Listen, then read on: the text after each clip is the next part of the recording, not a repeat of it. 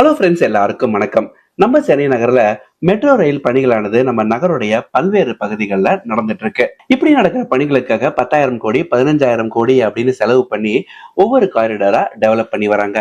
இதெல்லாம் ஒரு பக்கம் போயிட்டு இருக்க, டிரான்சிட் ஓரியன்ட் டெவலப்மெண்ட் அப்படின்னு ஒரு சில விஷயங்கள் பேசுறாங்களே. இந்த டிரான்சிட் ஓரியன்ட் டெவலப்மெண்ட்னா என்ன, என்ன செய்ய போறாங்க போன்ற விஷயங்களை தான் நம்ம இந்த வீடியோல பார்க்க போறோம். நம்ம மெட்ரோ ட்ரெயின் ப்ராஜெக்டை பொறுத்தவரையில டிராக்ஸ் அமைக்க, பில்லர்ஸ் அமைக்க, மெட்ரோ ரயில்வே ஸ்டேஷன் அமைக்க 10,000 கோடி 5,000 கோடி அப்படின்னு சொல்லி செலவு பண்ணி வராங்க. இப்படி இவங்க அமைக்கிற ரயில்வே ஸ்டேஷனை சுத்தி அந்த பகுதியை டெவலப் பண்ணணும் அப்படின்ற ஒரு ப்ராஜெக்ட் தான் டிரான்சிட் ஓரியன்ட் டெவலப்மெண்ட். இந்த டிரான்சிட் ஓரியன்ட் டெவலப்மெண்ட்டுக்காகவே தனியா நிதியை ஒதுக்கி அந்த பகுதிகளை டெவலப் செய்யணும் அப்படின்னு சொல்லி நம்ம சென்னை மெட்ரோ ரயில் நிர்வாகம் முயற்சி பண்ணிட்டு இருக்கு. இந்த டிரான்சிட் ஓரியன்ட் டெவலப்மெண்ட் ப்ராஜெக்டோடைய மிக முக்கியமான அப்ஜெக்டிவ்ஸ் என்னென்னா, மெட்ரோ ரயில்வே ஸ்டேஷனை சுத்தி கமர்ஷியல் ஸ்பேசஸை உருவாக்கணும், பப்ளிக் பிளாசாஸை உருவாக்கணும், லாஸ்ட் மைல் கனெக்டிவிட்டியை கிரியேட் பண்ணணும். இப்படி மெட்ரோ ரயில்வே ஸ்டேஷனை சுத்தி கமர்ஷியல் ஸ்பேசஸை கிரியேட் பண்ணா அது வழியா கிடைக்கிற வருமானம் போன்ற பல்வேறு விஷயங்களுக்காகத்தான் இந்த டிரான்சிட் ஓரியன்ட் டெவலப்மெண்ட்டை நம்ம சென்னை மெட்ரோ ரயில் நிர்வாகம் செய்யறாங்க. நம்ம சிஎம்ஆர்ல பொறுத்தவரையில அவங்களுக்கு கிடைக்கிற மிக முக்கியமான வருமானம் அப்படின்னா டிக்கெட் விற்பனையின் வழியாக கிடைக்கிற வருமானம் தான். இது மட்டும் இல்லாம அவங்களுக்கு அட்வர்டைஸ்மெண்ட் ரெவன்யூவும் கிடைக்குது. இதோட சேர்த்து கமர்ஷியல் ஸ்பேசஸையும் கிரியேட் பண்ணா அதன் வழியாகவும் வருமானம் கிடைக்கும் அப்படின்ற ஒரு நோக்கத்துலதான் நம்ம சென்னை மெட்ரோ ரயில் நிர்வாகம் இந்த டிரான்சிட் ஓரியன்ட் டெவலப்மெண்ட்டை செஞ்சு வராங்க. ரீசெண்டா இந்த டிரான்சிட் டெவலப்மெண்ட் ப்ரோக்ராமுக்காக கிட்டத்தட்ட ஒரு 460 கோடி ரூபாயை ஒதுக்கி இருந்தாங்க. இந்த 460 கோடி ரூபாயை வச்சு சோழிங்கநல்லூர் மெட்ரோ ஸ்டேஷன்ல ஒரு டிரான்சிட் ஹப்பையும், துறைப்பாக்கம் மெட்ரோ ஸ்டேஷன்ல ஒரு டிரான்சிட் ஹப்பையும், மந்தவெளி மெட்ரோ ஸ்டேஷன்ல இன்னொரு டிரான்சிட் ஹப்பையும் உருவாக்கணும் அப்படின்றதுக்காக தான் இந்த ஃபண்ட்ஸை இவங்க அலாட் பண்ணியிருந்தாங்க. இந்த வீடியோல நாம OMR ரோட்ல அமையவிருக்கிற 2 பெரிய டிரான்சிஷன் ஹப்ஸான Thoraipakkam metro station transition hub பத்தியும், சோழிங்கநல்லூர் டிரான்சிஷன் ஹப் பத்தியும் தான் நம்ம கவர் பண்ண போறோம்.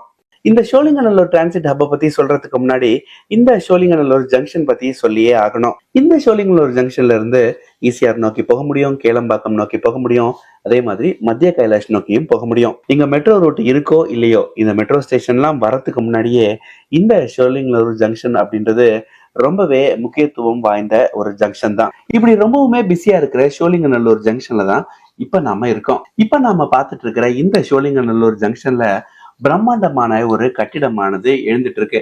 நார்மலா பார்த்தா ஏதோ மெட்ரோக்காக அமைக்கிற தூண் அப்படின்ற மாதிரி தோணலாம். ஆனா இங்க ஒரு மிகப்பெரிய டிரான்சிட் ஹப் ஆனது உருவாயிட்டு இருக்கு. இந்த சோழிங்கநல்லூர் ஜங்ஷனை பொறுத்தவரையில காரிடார் 3 ஆகட்டும் இல்லைன்னா காரிடார் 5 ஆகட்டும், இதை இரண்டையும் கனெக்ட் பண்ற ஒரு மிக முக்கியமான இடமா இருக்கு.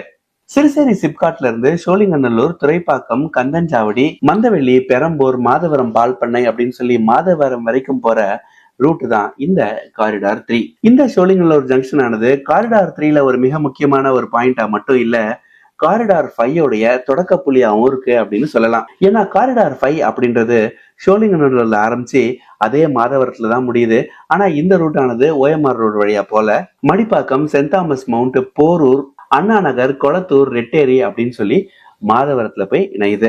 இந்த 2 காரிடார்ஸ்க்குமே இருக்கிற ஒரு காமனான ஒரு ஸ்டேஷன், காமனான ஒரு இன்டர்செக்ஷன் பாயிண்ட் அப்படின்னா அது இந்த சோழிங்கநல்லூர் ஜங்ஷன் தான். இது மட்டும் இல்ல, ஒருவேளை மெட்ரோ ரூட்டை ஈசிஆர் வழியா மகாபலிபுரம் வரைக்கும் எக்ஸ்டெண்ட் பண்ணாங்க அப்படின்னா அதற்கான தொடக்க புள்ளியாவும் இருக்க போறது இந்த சோழிங்கநல்லூர் ஜங்ஷன் தான். இப்ப இங்க நடக்கிற கட்டுமான பணிகளை வச்சு இந்த சோழிங்கநல்லூர் ஜங்ஷன் ஆனது ஃபியூச்சர்ல எப்படி மாற வாய்ப்பு இருக்கு, எப்படி டிரான்ஸ்ஃபார்ம் ஆக வாய்ப்பு இருக்கு அப்படின்றத சொல்றது எனக்கும் கஷ்டம், புரிஞ்சுக்கிற உங்களுக்கும் கஷ்டம். இந்த இடமானது எப்படி மாறலாம் அப்படின்றத ஒரு இமேஜா ரெப்ரசென்ட் பண்ணியிருக்கேன்.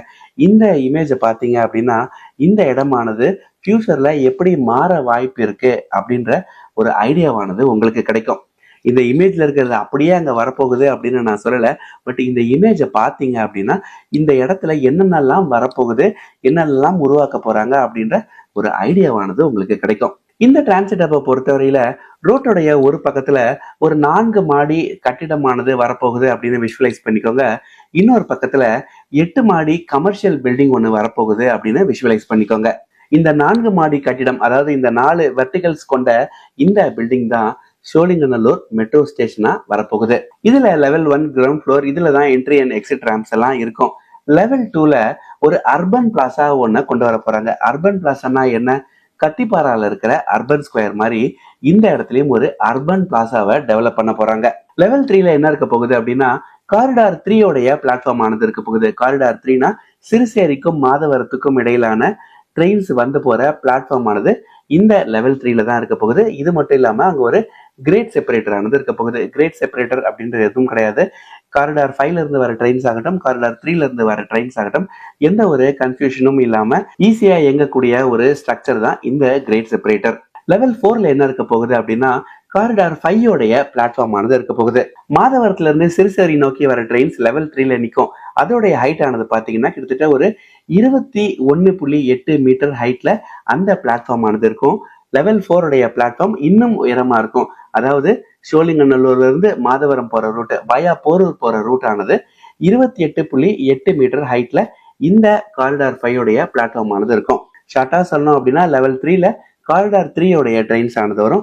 லெவல் 4ல காரிடார் 5 உடைய ட்ரெயின்ஸ் ஆனது வரும். அப்ப காரிடார் 3ல வர பேசஞ்சர்ஸோ இல்ல காரிடார் 5ல வர பேசஞ்சர்ஸோ ஒரு காரிடார்ல இருந்து இன்னொரு காரிடார்ல வர ட்ரெயின்ஸ்க்கு வெளியில போகாம ஸ்டேஷனை விட்டு வெளியில போகாமையே ஸ்விட்ச் ஓவர் பண்ணிக்க முடியும். அப்ப ரோட்டுக்கு ஒரு பக்கம் வர பில்டிங் ஆனது சோழிங்கநல்லூர் மெட்ரோ ஸ்டேஷன் அமைய போகுது. ரோட்டுக்கு இன்னொரு பக்கம் வரதுதான் 8 மாடிகள் கொண்ட கமர்ஷியல் பில்டிங். இந்த கமர்ஷியல் ஸ்பேஸ் பொறுத்த வரையில ஃபர்ஸ்ட் ஃப்ளோர்ல பார்க்கிங்கான ஸ்பேஸ அமைக்கவிருக்காங்க. 2வது மாடியில இருந்து 4வது மாடி வரைக்கும் கமர்ஷியல் ஸ்பேஸ் ஆனது வரப்போகுது. கமர்ஷியல் ஸ்பேஸ் அப்படின்றது எதுவும் கிடையாது. நிறைய அலுவலகங்கள் இந்த 2 மாடிகள்லயும் வரும் அப்படின்னு சொல்லி எதிர்பார்க்கலாம். 5வது மாடியை பொறுத்தவரையில இது ஒரு ஸ்பெஷலான இடம் அப்படின்னு சொல்லலாம். ஏன்னா இந்த 5வது மாடி வழியா மெட்ரோ ட்ரெயின் ஆனது பாஸ் ஆக போகுது. எந்த ரூட்டோடைய மெட்ரோ ட்ரெயின் இந்த 5வது மாடியில பாஸ் ஆகும் அப்படின்னா சோழிங்கநல்லூர்ல இருந்து போரூர் வழியா மாதவரம் போற ட்ரெயின் ஆனது இந்த 5th ஃப்ளோர் வழியா, அதாவது ஒரு கட்டிடத்துக்கு உள்ள பாஸ் ஆக போகுது. இந்த மாதிரி ஸ்ட்ரக்சர் எல்லாம் சைனால நிறைய இருக்கு. நம்ம சென்னையில இந்த மாதிரி ஒரு கமர்ஷியல் பில்டிங், அதாவது ஒரு பில்டிங்குள்ள மெட்ரோ ட்ரெயின் பயணிக்க போறது இந்த சோழிங்கநல்லூர் ஜங்ஷன்ல தான். 6ல இருந்து 8வது மாடி வரைக்கும் மீண்டும் கமர்ஷியல் அண்ட் ஆபீஸ் ஸ்பேஸ் ஆனது வரப்போகுது. அடுத்ததா இந்த 2 பில்டிங்கையும் கனெக்ட் பண்றதுக்கு டியூப் மாதிரியான ஸ்ட்ரக்சர்ஸ் அமைக்க போறாங்க. இந்த டியூப் அப்படின்றது எதுவும் கிடையாது, நார்மல் ஃபுட் ஓவர் பிரிட்ஜ் தான். அதாவது இந்த பக்கத்துல இருந்து இன்னொரு பக்கம் போறதுக்கு இந்த டியூப் வடிவிலான ஃபுட் ஓவர் பிரிட்ஜ் அமைக்கிறாங்க. ஸோ ஒரு பக்கத்துல இருந்து இன்னொரு பக்கத்துக்கு பேசஞ்சர்ஸ்னால ஈஸியா போயிட முடியும். இப்ப நான் சொன்னதை வச்சு எந்த மாதிரியான ஒரு இன்ஃப்ராஸ்ட்ரக்சர் இந்த சோழிங்கநல்லூர் ஜங்ஷன்ல டெவலப் ஆயிட்டு இருக்கு அப்படின்றத உங்களால கொஞ்சம் பெட்டரா புரிஞ்சுக்க முடியும் அப்படின்னு நினைக்கிறேன். முடிஞ்ச வரைக்கும் எவ்வளவு கிளியரா சொல்ல முடியுமோ சொல்லியிருக்கேன். ஏதாவது தவறுகள் இருந்தால் மன்னிக்கவும். இதே மாதிரியான ஒரு இன்ஃப்ராஸ்ட்ரக்சர் தான் துறைப்பாக்கத்திலயும் வருது. ஆனா அது இந்த அளவுக்கு லார்ஜ் ஸ்கேல்ல வரல. அது கொஞ்சம் ஸ்மால் ஸ்கேல் டிரான்சிட் ஹப்பா அதை அமைக்கிறாங்க. இந்த வீடியோடைய தொடர்ச்சியா சிறுசேரி மாதவரம் ரூட்ல மெட்ரோ ரயில் பணிகளானது எப்படி போயிட்டு இருக்கு, மாதவரம் சோழிங்கநல்லூர் ரூட்ல மெட்ரோ ரயில் பணிகளானது எப்படி போயிட்டு இருக்கு அப்படின்றத நம்ம அடுத்தடுத்து வீடியோல பார்க்கலாம். இல்ல கம்மிங் வீக்ஸ்ல நம்ம வீடியோவை பார்க்கலாம். இந்த வீடியோல நான் சொன்ன தகவல் உங்களுக்கு கண்டிப்பா பிடிச்சிருக்கும் அப்படின்னு நினைக்கிறேன். இதே மாதிரி நம்ம சேனல்ல இருந்த தகவல்களுக்கு மறக்காம நம்ம சேனலை சப்ஸ்கிரைப் பண்ணிக்கோங்க. நன்றி, வணக்கம்.